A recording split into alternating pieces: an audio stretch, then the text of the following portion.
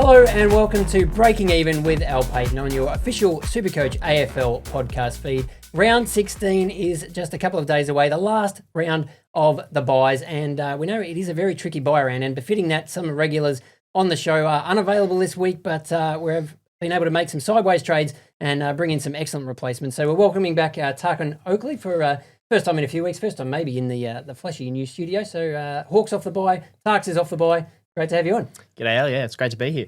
And welcoming, we love the Supercoach community, and one of the great voices out there who I'm sure people will be familiar with. He's been on Insight Fantasy Sports a bit and everywhere on Twitter and YouTube as Nerds for Life at Supercoach. Peter, great to have you on the couch. Welcome to the show. Thank you for having me. Long time watcher. So now I'm interested to be on. Thank you. Thank you. Great. Looking forward to getting your insights as we head into, as I say, the last of the bye rounds. So then we get, 8 or 9 weeks to try and ride out the season with back to sort of normal Supercoach rules after it feels like nearly half the season has been buys up until this point. Just a reminder to like, subscribe, leave a comment. We love your feedback and we always read those. And remember, the offer of $1 for the first month for Code Sports is still available to get your Supercoach Plus as part of that, plus all the great other content you can get on Code Sports as well. But obviously Supercoach Plus, all your stats, break-evens, projections, and of course the last week we can really make the most of that buy planner as well. But of course, one of the most important things we talk about every week, every Supercoach knows managing injuries is a key to success. This is the Injury Report, proudly brought to you by HBF, your health dream team. A few interesting names to quickly whip through. Lachie Whitfield obviously was a really big one last week.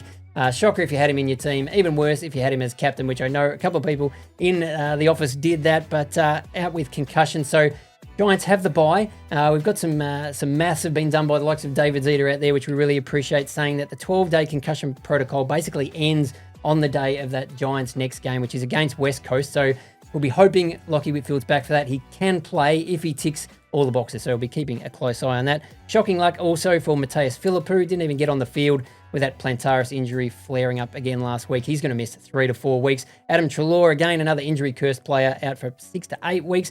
And there was some little bit of concern around Bailey Dale at the Bulldogs last week. Finished the game with some strapping on his calf, but we had Drew Jones on the couch last week, and on his GOAT Fantasy podcast, he assures us that he's spoken to the Dogs and Bailey is fine, and he will play this week. Yeah, and Luke Pedler at the Crows, he's in still a few Supercoach teams. There's a decision to be made this week on whether you trade him out. He's got a corked quad and he's a test. And then 2 Hawks, so James Sicily and James Worpel are both tests this week. Sicily with a hip/abdominal and Worpel with a corked quad. They'll both try to get up to play the Kangaroos on Saturday. And some news down the Tigers as well, Pete. Yeah, unfortunately, Kane McAuliffe has been ruled out for the next 3 to 4 weeks. It was kind of a weird one. He didn't appear on the injury list last week, but then was injured when the teams were announced. So I have to trade him out this week. Sam Darcy, he's available after being managed against Essendon.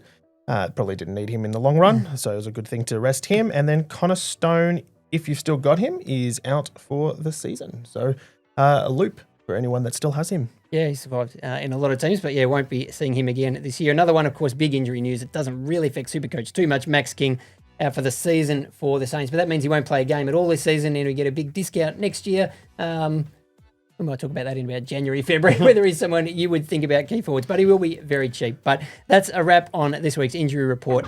Thanks to HBF. Make the smart move. Join HBF, your health dream team. So yeah, reminder, both state 18 rules. We've got Brisbane, Essendon, GWS and Geelong missing this week, which is pretty tough. There's a lot of popular players in there and Primos that you wouldn't necessarily want to be moving on, but maybe some will be. We'll talk about those, I'm sure, very shortly. Obviously, best 18 scoring. And if anyone has enough trades left, you can make 3 this week, 4 if you still have a boost. I don't anymore. Used it last week and probably worked out all right for me at this stage, but we'll see how that plays out. We do like to look at fallen Primos and break-evens. The highest break-even in the comp at the moment, Tristan Xerri, over 200, but we don't really worry about prices for guys like that should be locked into our teams for the rest of the year. But I mean, the ones that are interesting, Marcus Bont and Pelly, big price drop last week of $700. So I think, Pete, were you one of the guys who was waiting on him, hoping he would drop a bit more in price? I did, and look. So you've been vindicated. Technically, I did get him at his base price. Yes. Although I don't think missing out on the 177 was worth the $700, but I have been a couple $100 short on a Premo a couple of times over the season, so maybe it was. We'll see. We'll see as I upgrade my team for the final time. But No, for holding out was not the right call. But $700 cheaper, and I'll be jumping on this week, and hopefully he can replicate. 102 break-even for him, so yeah, you think he'll cover that pretty comfortably. Now, the other ones that are very popular we'll get into, I'm sure we'll come into when we get to the questions, but 19 break-even now for Sam Darcy. Again, he dropped just by a very small amount after a really good score last week, but now he's going to, that's really as cheap as he will get. Jason Horne-Francis, a 54 break-even, so he's probably bottomed out as well. Callum Mills, all the way down to a 5 break-even, but question of whether you can still get him after he jumped 38K last week. Nazia Wanganeen Miller, one of our producers, was speaking to him about him before we came on the show. He's got a 63 break-evens. His price is really starting to head right back up if you're interested in him. And some of those other high break-evens, Bailey Smith up to 161, Nick Martin 156, Lachie Whitfield 144. So he'll be an interesting one for non-owners when he comes back. Would you potentially jump on for that West Coast game if he is named? He did drop, he's down to 509K, maybe wait another week or two. Could be someone cheap we could look at in defence if we have any trades or spots available still there, Tark. But is he someone you would be interested? You know, obviously, as I said, shocking luck if you have him already. But if you don't, he could be a great buy for the run home. Yeah, well, I think so. He's got that really low score in his cycle now. Yeah. So maybe if you wait even a couple of weeks after that West Coast game when his price will really go down to like in the 400s, that could be a really good pick for the last few weeks of the season in Supercoach finals. Yeah, you might even get a Mills or a Colin McKercher type. You know, if they go up in price enough, you could drop them, do a straight swap. So that'd work out pretty well. Now, new segment that we brought in the last couple of weeks, Rogue Traders, which we really enjoy, which is people, we know we talk about these most popular trades each week, but if you scroll down far enough on the Supercoach site, people are doing all kinds of weird things, swapping players in and out. We mentioned last week that 7 people traded in Scott Pendlebury, and that didn't turn out too bad, scored 93. I think Patch mentioned that as well as all the Callum Mills trade-ins, 2 people traded him out, which probably they're regretting that now after he went really well. But who have we got this week? Have you found anything interesting on the list of trade-in and trade-outs for round 16? Yeah, a couple. I think one person decided to trade in Tom Mitchell this week. Might have been a really good pick a couple of years ago. Not sure about this week, but maybe he knows something that we don't. He's been playing some pretty good footy in the VFL. Maybe a recall. I think he's only about 400K, so yeah, who knows? Good fire first up if he's picked. Yeah, very much a forgotten man, but has put up some massive scores in Supercoach in the past. Yep, absolutely, and also one for Luke Bruce as well. So not too sure about that. I think Hawthorn have a couple more coming into the team. I'm not sure Luke Bruce is in the pecking order there, but yeah, a couple interesting ones. And Peter, have you found anything you like? One that I like in particular, and as a man who didn't start him, I'm definitely not going to follow suit. Bailey Smith. 611K is been traded out by 1,312 coaches thus far, which is quite a bit considering he's probably everyone's F1. And should be by season's end because they have an amazing draw coming up as well. So if you've got him, I don't love this, but he's got a BA of 161. So if you've got plenty of trades and you intend to bring him back in, it could pay off. Maybe. I don't know who they're trading him to, but interesting. Yeah, that's an interesting choice. I mean, I think maybe obviously the buy would be playing into that. Cat's not playing this week. And another player that I looked into who is a popular trade out really for a Premo on the buy, and we'll probably talk about whether this is a good move or not, but Lachie Neale hasn't really produced what we would have thought or, owners were hoping for this year, and a few people looking to trade him on. He's a way of maybe getting an extra number on field this week, and potentially you could trade him to someone cheaper and find some cash that way. But some interesting sort of sideways or type, money-making moves that people are looking at. 10 people have traded Lachie Neale to Sam Flanders, which is, I think, pretty hopeful. Flanders had much better form the last couple of weeks, but still, that's a pretty risky move. 7 people trading Lachie Neale to Lachie Bramble, which is a bit random. Tim English is coming in for a few. Errol Goulden, a few people like what they saw first up. 3 Lachie Neale to Errol Goulden trades. 4 people trading Lachie Neale to Sam Powell-Pepper off the back of his ton last week. Very low break even, so maybe you could try and make some quick cash. And 2 people trading Lachie Neale to Ruben Jinby, which is definitely trying something different. Left field. Yeah, exactly. But that is what we like. So into the questions, which is the main part of the show. And thanks to everybody who replied to the Insta and Twitter X post over the last couple of days. Keep an eye out for those every week, of course. And really, they're most questions, we try and group them into categories. And there was a large volume that factor into forward line sort of bargain type trades. And we mentioned a couple of these names already. Your Sam Darcy's, your Jason Horne-Francis, Jack Macrae you could throw into this mix. So people asking who is the best player to bring in. Even some Matt Kennedy, Chad Warner, Christian Petrarca thrown up as well. But I mean, really, I think the top candidates are Darcy, Horne-Francis and Macrae are sort of around a similar price. Darcy the cheapest, $459K, Horne-Francis $472, Macrae $493. So if you're looking to bring in one of these guys this week, potentially finish your forward line or even finish your team, who do you like, Tux, out of that nice little group of players? Oh, it's a real tough one. I'm probably going to lean towards Darcy. I think he's the cheapest, and just because his last 8 games, 6 of them are at Marvel Stadium. So I think this week against Sydney is at the SCG and there's rain forecast. So don't expect to score this week if you do bring him in. But his break even is really low, so 19. So I think if you are going to get him, just back him in this week against Sydney. It might not be the biggest score, but then 6 of his last 8 at Marvel Stadium where, no weather impacts key forwards, which is probably a big thing for picking key forwards in Supercoach. So yeah, I'd probably lean towards Darcy. What do you think, mate? This logic makes sense to me, but I can't go back to a key forward to end my season. I jumped onto Charlie Curnow last year, who had a great run home and got a bunch of 30s on the field. So I would prefer to go towards someone a bit more traditional, Jack Macrae. His run home is insane. He's got Melbourne, North Melbourne, Richmond, Essendon, and the Giants. And the Giants, they're a tough matchup, but their midfield isn't looking amazing at the moment. They've got a couple of holes. I actually love it. They've got 5 times playing at Marvel. We saw what he did against Richmond earlier in the year, which was a 120. So he's got them coming up. North Melbourne. Honestly, this is the guy that I traded out, and I had full intention of trading him back in. I'm now tossing up whether or not I go up to Bont or to Macrae as a little bit of a POD, because a lot of coaches did jump off Macrae, and there wouldn't be a lot of coaches that have enough trades to bring him back in. So here's who I'm swinging to. Yeah, and I mean, obviously compared to a Bont, you're saving a lot of money there. I mean, I went sort of crazy last week. I had enough money in the bank and used that boost, and I got Darcy and Horne-Francis, who I sort of thought well, they're the two I'm definitely going to be aiming for at that sort of cheaper premium kind of range in the forward line. But if I'd waited a week, I think, and if I had the cash, which I think I probably do, it's only another 20,000. I probably would get Macrae over Horne-Francis. Horne-Francis, we know what he can do, and 2 weeks ago he put up a massive score, even though he basically didn't play the whole last quarter. But if you look at his centre bounce numbers, at the start of the season, we're all raving about, look, if this guy gets a bump in CBAs up to sort of 70%, we know he can score, over 100. The last 2 weeks, he's had 2 CBAs in his return game, then 4 last week. So really, really low numbers. Obviously, Butters has come back in.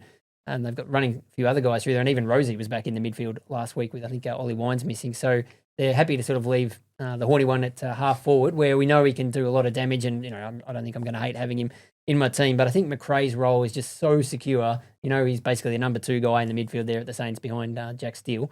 He had a couple of lowish scores before his bye, and, he got that injury. But that sort of brought his price down. And, I'd be happy having him in for my forward line for the rest of the season. I think with Horne-Francis, kind of hedging your bets that he will get more of that midfield time. Which could definitely happen, because he's also seen his time on ground was like in the low 80s for the last 2 weeks when he has come back.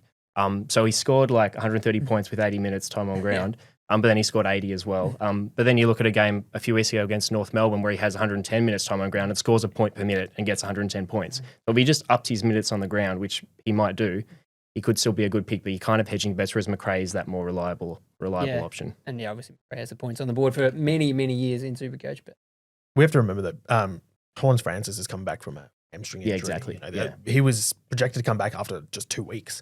Came back after 3 weeks, and that's still really early. So they're easing him back in. If he's scoring an 88, I'm not too phased. There's scope for improvement for sure. And his ceiling is, it's one of the best out there. As a forward especially. I'm actually considering moving one of those guys into my midfield just for a bit of flexibility. And if they're scoring like a top 8 midfielder, then I don't mind having a Macrae, which is what I'm thinking.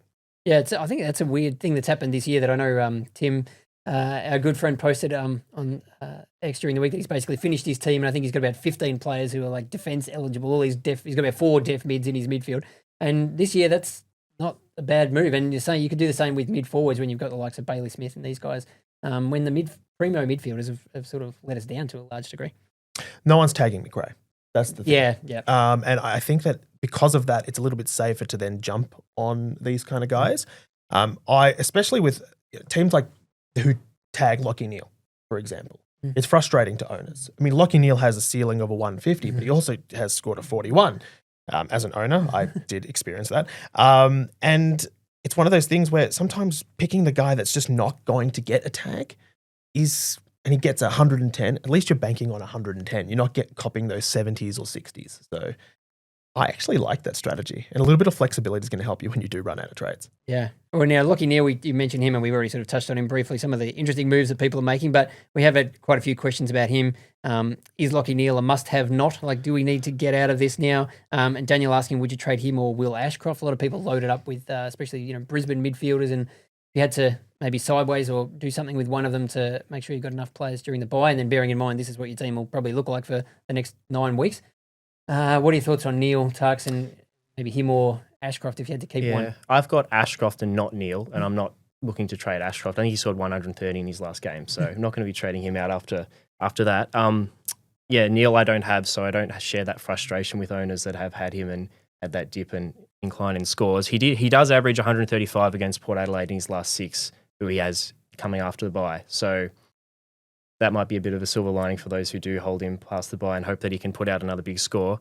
But yeah, what are your thoughts on Lachie? I've had Neale all year. Yeah. I jumped on because of the whole opening round. Yeah, I think that a few people he wasn't blaming the Hurricane. Exactly. He wasn't in my calculations at all until literally a week before the season started. But look, we've had some good scores from him. I've actually captained him twice this year too. So I can't forget that he's actually put out some really good numbers. He, as you said, Port Adelaide, really good matchup for him. But he's also got Gold Coast and Collingwood coming up who don't tag.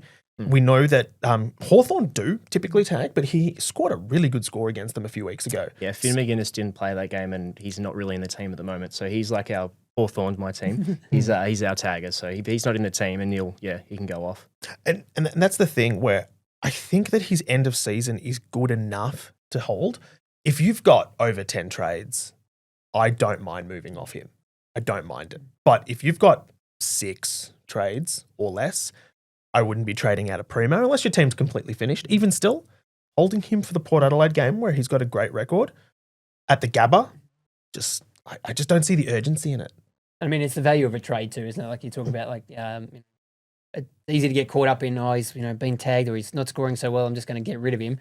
But you've got a player who is a lock to play every single week, and then in round 17, someone gets a season-ending injury, and you think, man, I wish I had that trade back. It's like if you've got 10, there's probably not going to be an issue. But if you're down to 4 or 5, like a few of us, that's a different equation. I traded out 1 Premo this year. I broke my no trading out Premos rule unless there's an injury, of course. And I've regretted it ever second since. So I'm not trading out any more Primos unless they have an injury or an actual reason to trade them out. Because that Premo that I traded out has gone 5 weeks on the trot, 100 plus scores. Yeah. And it's frustrating. You tried to ignore it, but you can't.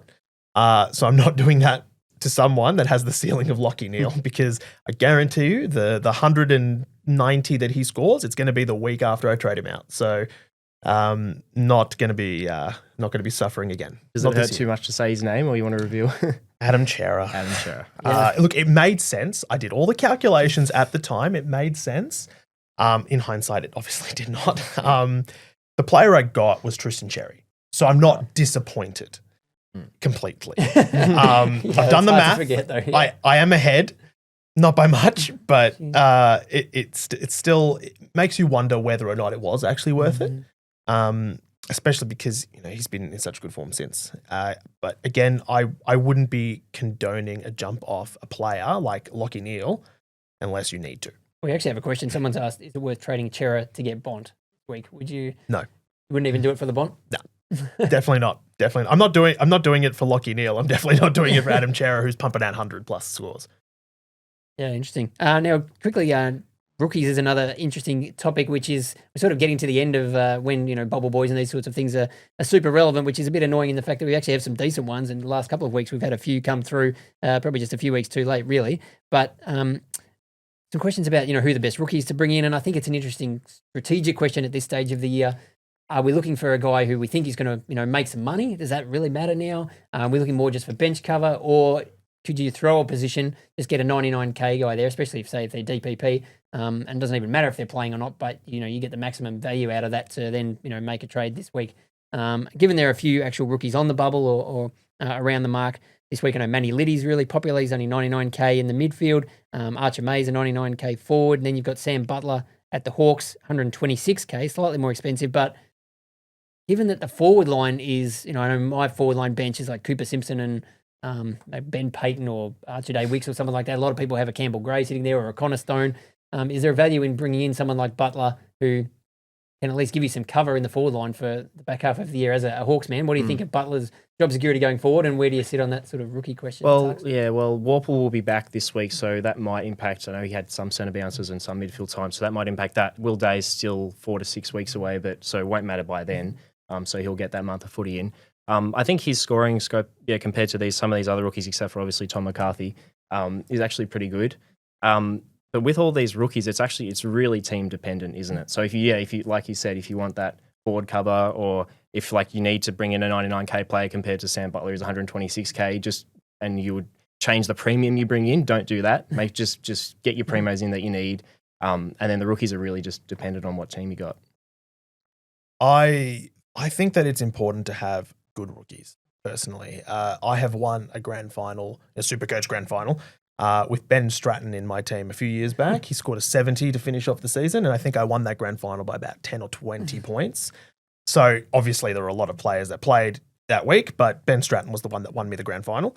And I just think that having a player out there playing is important. So I would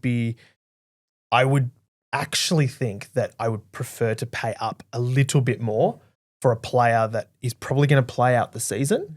It is team dependent, yes, but I think guys like Rouston or Roaston, I really like him. Well, I still think he's a buy. He's 161K. If you can afford to bring in a primo that you want to finish your team and afford him, he's got Callan Ward's CBA time. I would be jumping all over that. I got him last week, but I still think he's a buy. So Tom McCarthy obviously is the number one pick for the week. Even though we're going early, I still think it's great. The DPP, job security's there. He's a bigger bodied player. The scoring output's there. It depends. I want Archer May, but I also don't want to do it a week early. He is getting some ruck time too as a chop out. So I don't mind that too, extra points. Yeah. You think he holds his spot? Essendon's got a bunch of players coming back in, we think, after their bye. That's why going early on him is a little bit tough. I would prefer not to because of that. I think Liddy's fine. He's an experienced mid. He's been getting some CBA time too. But it's tough with Archer May because if you've put him in and he's got no DPP, it's going to be frustrating if, I've got Archer Day Wicks. Yeah. Do I want Archer May also in my forward line not playing? Because that could be tough if there's a late out. I know that we have flex available, but still, it is still annoying. So I wouldn't be going early on him. And I think Essendon too, so I haven't gone as deep as others into the fixture, but I think Essendon still has a few Thursday, Friday night games coming up. So if those guys don't play, there's really nothing you can do about it for the rest of the round. And, it doesn't give you much flexibility even with the DPP, which is important. I think if you're bringing in someone cheap, that's ideal to get someone who can, you can flick between lines and give you extra cover. And that's why Tom McCarthy's so amazing. I mean, a player you could pair with him is Bo Allen. So he's a def mid as well. He's started the year, I think he was about 136,000. Now he's 119K after being the sub a few times, but he scored 69 in his last game, got a full game. He's got a break even of 1. So he's someone potentially you could consider. Another name that popped out that I saw was Devon Robertson. He's down to 107,000. He's a forward mid. Again's been the sub, I think, in his 3 games that he's played. You couldn't rely on him getting games, but he is very cheap. And the other one who we know will play this week will be his first game. There was a question which I assume is not entirely genuine, but someone asking, should I bring in Charlie Weston? Should I make him captain? He did score 152 in the VFL last week for Collingwood, and the Pies have confirmed he will play against the Saints on Saturday night, and he's a 113K ruck forward. So, again, DPP, I'm not sure if people have ruck forwards that they can sort of use him to flick around, but yeah, another one you could potentially think about. Maybe not this week though, but another interesting new name we'll get to have a look at. So we better get through some of these other questions. I mean, Patch sent in a question saying he needs more trades, or can he have more trades? Unfortunately, we haven't looked into that. Maybe selling trades or people trading trades between their teams. Not something we're able to do at this stage. Maybe one day in the future. But another question, someone asking, they've got 5 trades left. Have to use 3 trades to get in, say, a Bont or someone this week, which would only be 2 for the rest of the season. But, a complete team. Is that going too close to the sun? I mean, for Bont and Pelly, I don't mind it. But that is cutting it tight. If you avoid all injuries up until the end of the season, great. I mean, you've done well, but the likelihood of that happening is pretty low. I think the last couple of years I finished my team, I think I looked great, and that's when all the injuries started happening. And I didn't have any trades left. So I don't love it. I would prefer to jump on someone a bit cheaper who has a good draw, like a Darcy, good draw. Macrae, good draw. And they're about, 100K cheaper? Yeah. So if you can do if you could do your final trade with your final trades with one more trade left in the bank, I would very much prefer that. Yeah, especially with McCarthy as well. If we think he can kind of be that 23rd, 24th player, they can score well. He could be able to holding that extra trade and then covering an injury later in the season. Yeah, and someone's asking, Mr. Egg asked the same question about Callum Mills. I mean, this would take him down to 3 trades, but he'd have Mills as his sort of 23rd. Do you have an opinion, Pete, on do you need 22 Primos plus, say, a Mills and a McCarthy? Is that enough, or do you want to get McCarthy on your bench? I'm sitting here with Mills as my D6 and McCarthy as my M8. So, so I like the strategy. But granted, I actually had planned, well, not McCarthy, but I had planned Mills a while ago to be my D6. He was always an option for me. One thing I don't mind is, and look, it's an odd one, but Kitty Coleman's still 1 or 2 weeks away. So if he pops off in his return game, there's a chance that you could finish aside with him as a flex too. And he's only 270-something K. And that could be one trade for a lot of coaches. So that's one to what I like McCarthy as an option. I'm going to be holding McCarthy until he tops out in my team. It'll be moved to flex by the end of the buys. And if he's got a ceiling of 133, that's going to make your best 22 most weeks anyway. Yeah. So I like it. Worst case, he pumps out an 80 in that role. He's got Marrick's role. He looked great. And I think McCarthy's a better player personally. So I really like it. Yeah, I think you can get away with that. That's certainly how I've been able to find the cash to finish my team as well. And yeah, Mills, similar, the role, fantastic. Obviously, bubble game last week, so he's gone up, but he's still under 400K. I mean, do you think you can still bring him in, Tarks? Yeah, I think definitely. I think some coaches needed that extra bit of evidence because he had that ton against Richmond, and then he looked like his form at the end of last year, and it wasn't even that good. I don't think he ton for 8 weeks or something. So now he's got that extra week of evidence, still under 400K, got the great role. So yeah, I think he's still good buying this week. More questions about Bont and Pelly, as we say, bottomed out in price now. Would you trade potentially a Whitfield to him, or what about a Merrett? We talked about Lachie Neale has been a bit disappointing. Zach Merrett, another one who's copped a heap of trades. Played forward, he's played back. Is he someone on the buy that you could potentially look to move sideways? This may be for people who are really struggling to get enough players on field this week. Yeah, I'm a Merrett owner. It's been a bit frustrated the last few weeks with he just keeps getting tagged. I think he's got a good couple of weeks after the bye. The Suns, who don't typically run a tag, and then Richmond as well, where he just always gets 150. So look, I wouldn't be trading him out yet. But then, I think they mentioned his Supercoach finals run is really bad. He's got a lot of tags in there. So if you wait until that final month and you're looking pretty good on the injury front, you've got that extra couple of trades, maybe you do sideways Merrett to someone because he probably will actually increase in price a little bit over the next couple of weeks with a good couple of weeks, and then you can get someone even better in the last month of the season. So maybe just hold out and wait till then. Yeah, I don't think that's a bad move. Any thoughts on Xerri? Yeah, I completely agree. I'm not, as I said before, with Lachie Neale and Chera, I don't feel like trading out a Premo is the right move right now. It's too early. Final upgrade, if you're looking good for Supercoach finals, you've got a trade or 2 up your sleeve. Love it. Yeah. I think that's great. But I would not be trading him out a fortnight before Richmond. As a Richmond fan, I watch Merrett destroy us every year. And I usually try to bring him in before the Richmond game. So he's just an easy captain. He really is. He really is. So no, I wouldn't be doing that. Question from Jimmy: could Heaney be a top 8 mid for the back half of the year? I mean, my answer to this is just yes. He's 549K. He dropped down to close to 500. He's still not that expensive. He's got a 5-round average of 118.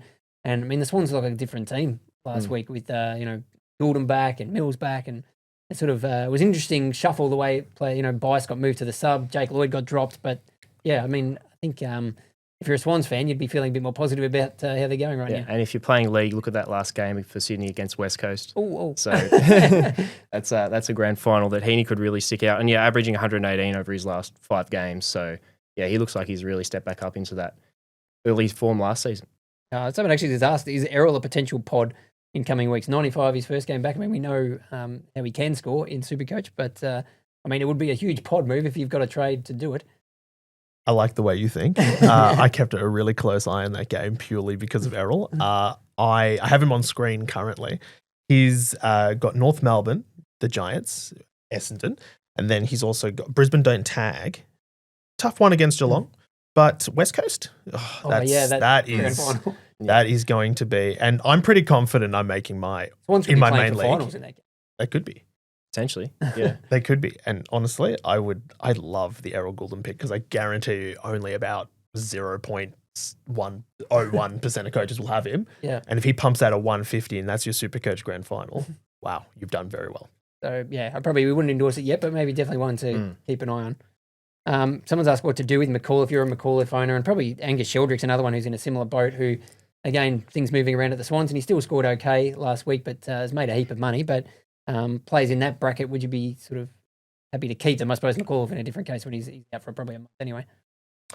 I'm trading McAuliffe purely because of how long he was out for. I held him over the game because we didn't know what his time frame was going to be when he was named out. So I thought, if he's back this week, his break even was low, he'd come back, he'll make a little bit more money. But no, so he's going to be out for either Macrae or Bont. I haven't decided just yet. I'm going to wait for teams to be announced before I make the call. If I do fade Bont, it's probably for the season, which sounds horrible. Yeah, that's true. But Macrae's end of year is looking good, so's Bont's. We'll see. Maybe holding that extra trade because Bont is 3 trades for me. But look, I do think that McAuliffe is a trade out at this point. Sheldrick probably as well. Too many Swans players have come back and they actually look okay all of a sudden. Yeah. Yep. Matthew Tarks has asked thoughts on Boxall, Gross, and Kako, who's slow burned all the way through to the Essendon bye. He's thinking of trading him to Butler, Liddy, and Mills. I mean, it's 3 trades to sort of get 3 rookies out, bring in 2 rookies and Callum Mills. But if you had enough trades, that sounds okay, doesn't it? Yeah, if they've already got Tom McCarthy, I'm guessing. Yes. Yeah, he'd be the obvious rookie that you want in. And yes, Kako, well done for people who made it to his bye, because that was a very, very long wait without that spike score that we were all hoping for. Yeah. So yes, definite trade. He's sort of been one of those guys who's been available. Like, it's nice to see that you've got maybe a 21st player or something available in those bye rounds, but I'd be surprised if he made best 18 for anybody in that time. Also, he got 50 something last week, so potentially. I think he was on 40 at halftime, and people thinking maybe, and then no. He would have been in my best 18 if I didn't captain Whitfield. So he did not make my best 18 because Whitfield did. With the double score just got him as captain. Yeah, wow. Someone playing for league with they said they've got TDK and Xerri in the rucks, and the question is, do I keep Jackson or bring Gawn back in? But I suppose the other part of that question, we were looking at those rogue trades early on, and there a few people have traded out Tristan Xerri on the back of a couple of lower scores, and even looking at TDK as well now with Mark Pitney back in the team. What do you think of that? Jackson question obviously went ballistic last week, but also any concerns around Xerri and TDK going forward? Not for me. I mean, TDK maybe, but I don't think Pito stays in the team long term. And especially the guys that have traded out TDK and then traded him back in, I wouldn't be spending another trade to trade him out again. Just wait and see. Look at the team sheet. He should still score well enough. I think he's got a decent draw coming up. I'm just taking a quick look. I mean, Pitney managed to kill sort of 2 Supercoach rucks in one hit last week. Pushing Koning into the forward line, and also, he did a really great job against Tristan Xerri. But yeah, you think maybe that was a specific plan just to tackle, arguably the best ruck in the comp. I think that was team dependent, yeah. Yeah, wait for team sheets, see what it is. Look, I don't mind trading out TDK if you've got the trades left. But if you're running low on trades, I reckon just hold him for now. What about, it was a move we talked about last week, trading out Gawn, obviously on the bye last week, so you're not going to do it now, but would you look to try and get him back in ASAP, or he actually has a fairly difficult ruck run potentially coming up? And then I think it really opens up in the last month. Well, if you trade him out for his bye, don't trade him straight back in now. He's too expensive. You've obviously used that cash for a reason. So you're not going to be trading him, and definitely don't trade out Luke Jackson. I don't think he's still scored okay with Darcy in the team. They've actually been playing him on the ball, as a ruck rover. And so the role is actually okay. And then when he obviously is solo ruck, it's just, he's F1. So. And we saw what happened last week. Darcy can be managed any week at the drop of a hat. And obviously Freo worked okay. So, they're not going to potentially worry about doing that. And any time that happens, you can whack the C on Jackson, especially if he's playing a 19-year-old debutant. The planets align pretty well for him there. So getting close to the end of the questions, the last one on Sam Flanders. We know just one of the best scorers in the game last year has completely dropped off the radar this year. Was injured to start the year. I think maybe had a back injury coming in.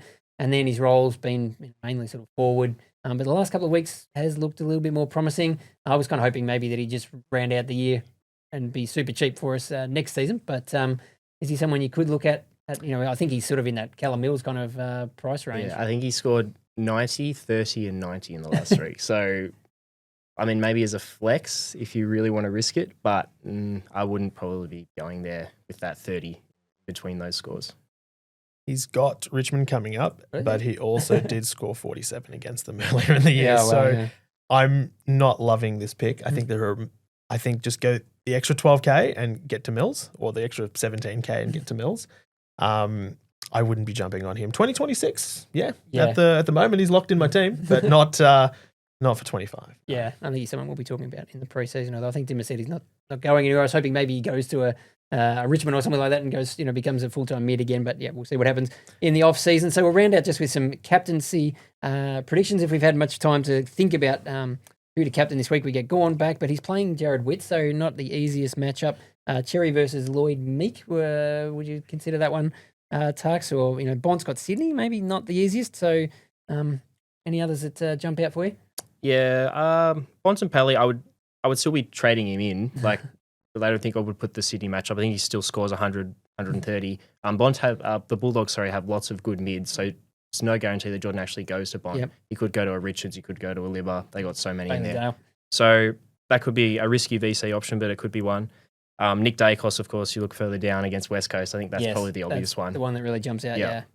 What about Butters against Carlton potentially is another option? I don't mind it. They can be a little bit restrictive at times, so that does worry me. It actually worries me more than the Bontempelli pick.